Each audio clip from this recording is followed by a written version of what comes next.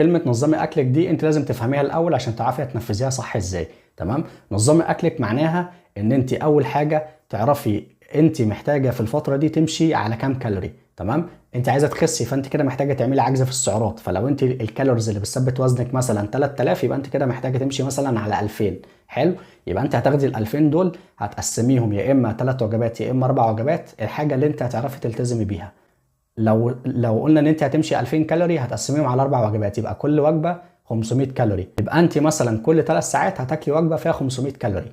الوجبه دي المفروض تبقى وجبه متكامله فيها نسبه بروتين كويسه، كارب كويسه، ودهون كويسه.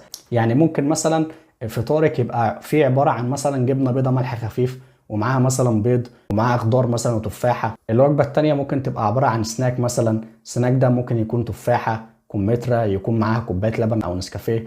الوجبة الثالثة ممكن تبقى وجبة الغداء، ممكن يكون فيها بروتين سواء بقى صدور أو وراك أو سمك.